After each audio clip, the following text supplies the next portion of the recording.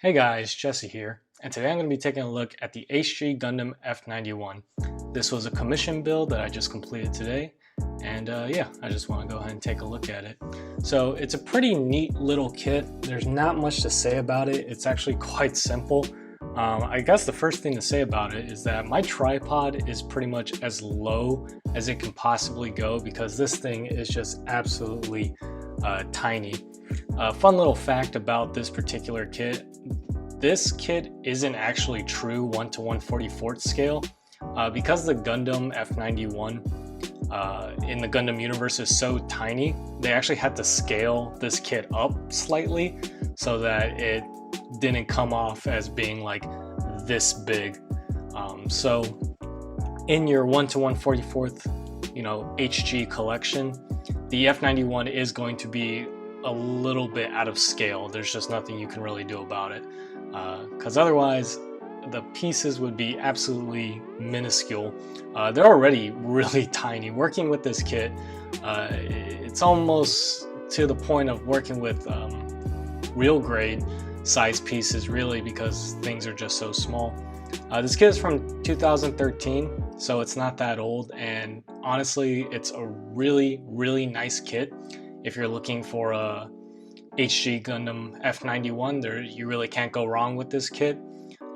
There are a few color apps missing, one of which is really quite big, and I really wish that they were parts, but with a bit of paint, it's easily fixed, so I'll talk about it here in a second. But as for the commission, the guy simply wanted a built and weathered HG kit. No repainting really at all, but this kit does come with quite a few stickers, and I just couldn't help myself. I could not bow down to the wrath of stickers and use them. I had to paint some stuff on here, so I did that as sort of a courtesy just because of my hate for stickers. So anyways, all I did here was use my chipping technique. He wanted subtle weathering, so I used the technique I learned from Lincoln Wright about using the side of a flat brush, which I used on my Verka RX78-2.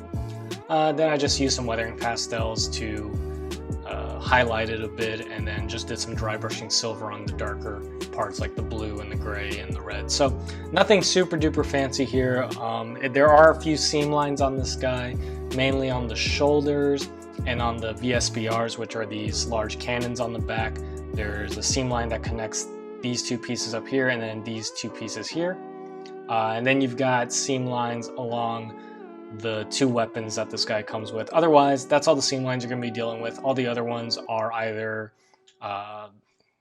just don't exist, or they turned it into panel lines, which is really nice. So the build of this guy was really simple. It went together super duper quick, not only because it's small, but just because the F91 doesn't really have too much details and crazy things going on with it, so it's quite a simple design. Again, for those of you who don't know, this is my favorite Gundam, so anytime I get to work on an F91 or anything related to F90 whatever, I'm always super duper excited. So can't wait to build that master grade F90, which I do have. I haven't done an unboxing, but if you follow my Instagram, you'll know that I did in fact get one. So let's go ahead and get in closer, and I'll talk more about the missing paint apps and some of the articulation. So let's go ahead and get this guy off the rotating base and talk more about him. So he is just really tiny, guys. I mean, I have small hands, and even he's a little too small for me to handle. But his proportions are really nice. They're a little bit more anime accurate than realistic, a little more bubbly, but kind of in between realistic and anime accurate. But it's just a really sharp looking kit. I really actually dig this HG. It actually kind of makes me want to get one for myself. But anyways, let's go ahead and point out all the missing paint apps and where the stickers are. So the F91 here on the shoulder are stickers that come with the kit. I went ahead and painted them. Fortunately, they are engraved in there, so I didn't have to freehand it or anything. So they're super easy to paint. The yellow Vulcans on the chest and the head, there's no stickers for them, but they need to be yellow, so I went ahead and painted those. The eyes here and the camera on the front and back of the head are stickers. I went ahead and used the stickers there just because they're the nice sort of super reflective green, so they worked out really nicely, and I don't really mind those stickers. Right down here on the knees, anywhere you see these yellow triangles, they're all stickers, so those are stickers. Those are actually on a gray piece that sits behind this white piece, so those are also really easy to paint. Same thing with these yellow stickers on the side. That's actually a molded detail, so also super easy to paint. On the back of the legs, also these little yellow triangles are also molded details, so very easy to paint. Just to show off a gimmick here, you can open up the boosters on the back of the legs, and there's actually detail in there for the boosters. Went ahead and weathered those to make it look like they've been firing off, so it looks pretty slick. And on the beam shield generator here, that's also molded detail. There's also a sticker. Now the beam shield generator here comes off to allow for another piece, which we'll look at in the accessories, to go on there to hold the shield. So on the master grade, there's actually like a whole mechanism to pull that out and attach the shield. Here it's just a part swap, but it's not too bad. Overall, the details are really nice on this guy. They're just enough, I feel. Not too much, not too little. Almost pretty much the same as the master grade, I have to say. The master grade isn't a super detailed kit, so with the master grade, all the details are on the innards here, or on the master grade, and on this, the outer details are quite minimal, but I like it a lot. Now, there are supposed to be a lot of yellow in these vents and stuff, but the size of the vents and the details are just too small to actually get a nice thin coat of paint on there and also panel line it. It's just not going to happen. You'll have to do some modding or something to open up that detail. Same thing with the side of the shield generator here. Now, the biggest offender of missing paint apps is the blue on the VSBR here. That would be 4 huge giant stickers on this, and I just couldn't do that. No matter how much the guy paid me to use the stickers, I would deny all that cash because I just hate stickers that much when it comes to paint apps this huge. So I went ahead and painted it. Looked very, very nice. Came out really nicely. Again, you've got seam lines along all of this. Really easy seam lines to fix and across the shoulders. Pretty much expected for high grade, especially of this size. But other than that, there's no other seam lines, which is really nice. All these other ones are turned into panel lines, and there's no seam lines on the arms at all. So that's really fortunate. Something I really don't like about this kit and a lot of high grades nowadays are the hands, because this is around the time they started to mold fingers and then the back of the hand armor, and that's it. There's no like palm. So when you have nothing in there, it's just this huge ugly square. It's really bad on this kit because of how small it is. They had to make the pieces so thin. So I really don't like that.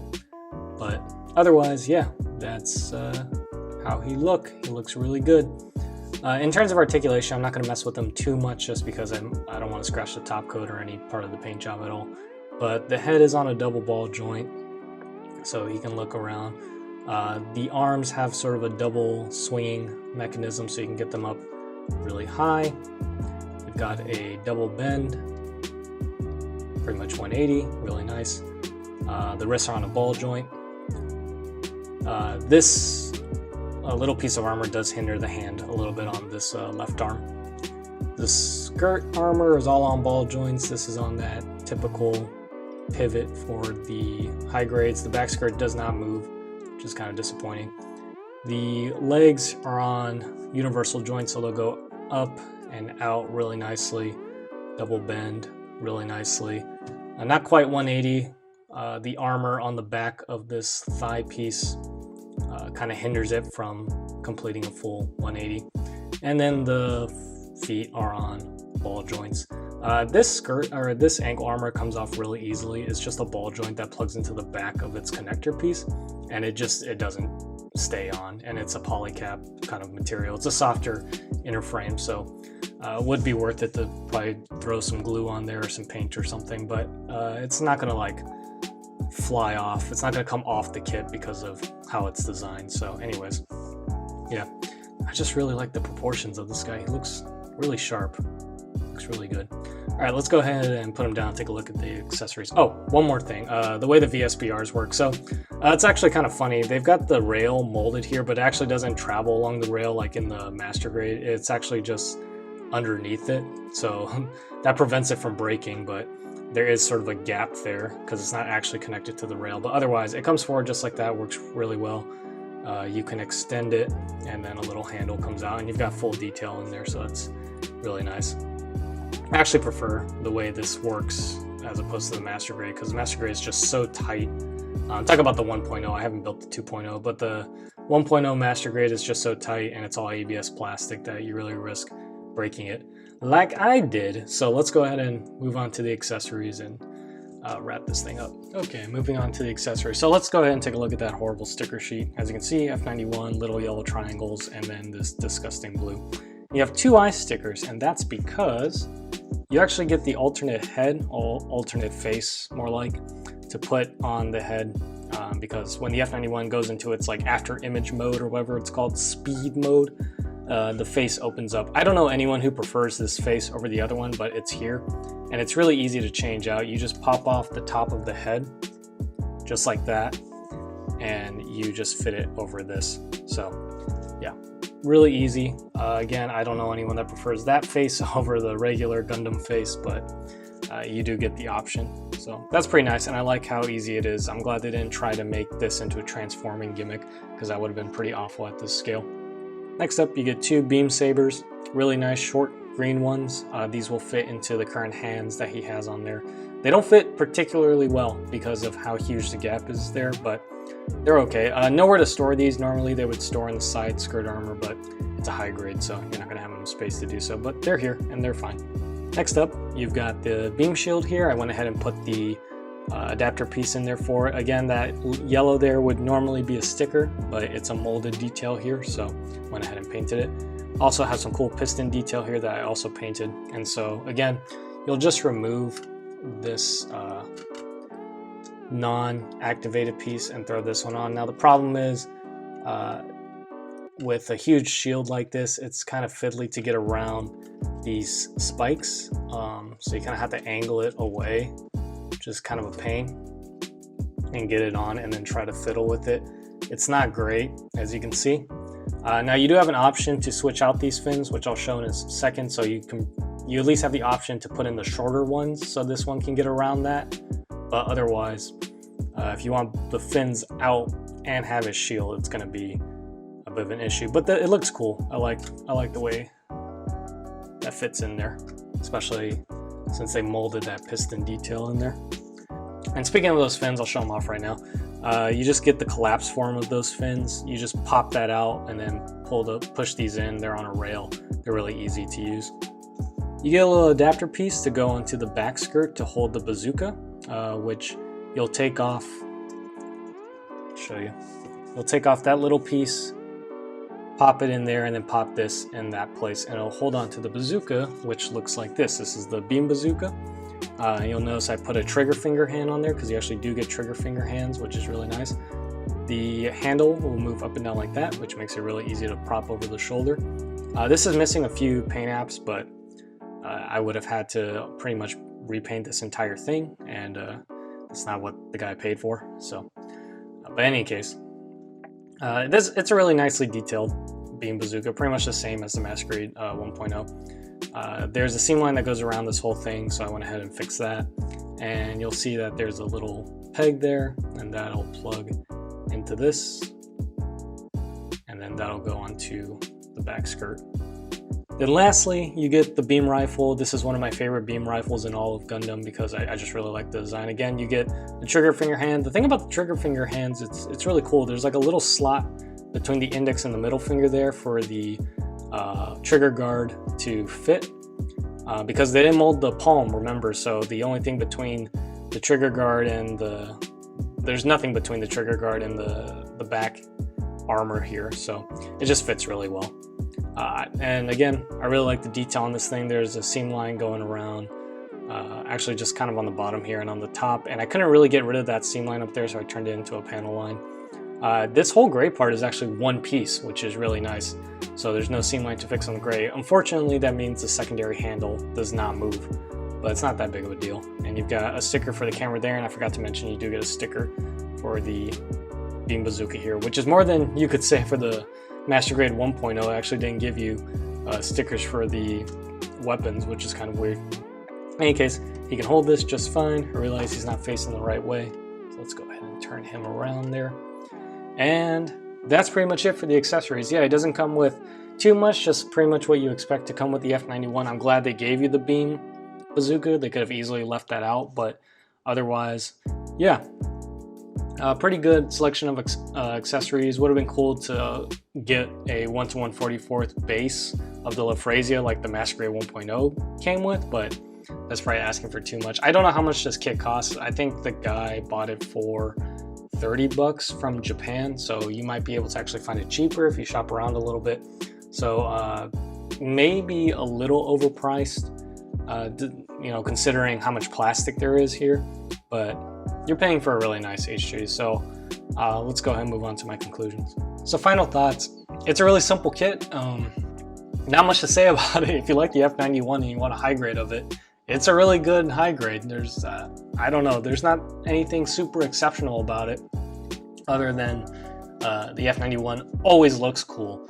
So there's a lot of things on this kit that I'm glad they did that they could have not have done. Wow, that was like a triple negative. But anyways, you know what I mean. They could have not engraved the F91 on there and made it to where you had the freehand. They could have not molded the details of the triangles, so that way you also had to use the stickers or freehand them. They could have made blue pieces for the VSBRs, but you know, it's whatever. It's not a big deal. Oh, also these VSBRs can swing in and out like that. I forgot to mention that. But anyways, and I like that they molded in the details to open up the back thrusters of the legs. And despite its size and its sort of skinniness, it doesn't feel fragile at all. It feels just as sturdy as any other Bandai high grade. The accessories are good. They're exactly what you need, and the posability is all there. So again, if you like the F91 and you want a high grade, hey, it's a really good kit. You're not going to go wrong. So thank you all for watching, and I will catch you all next time. Bye-bye.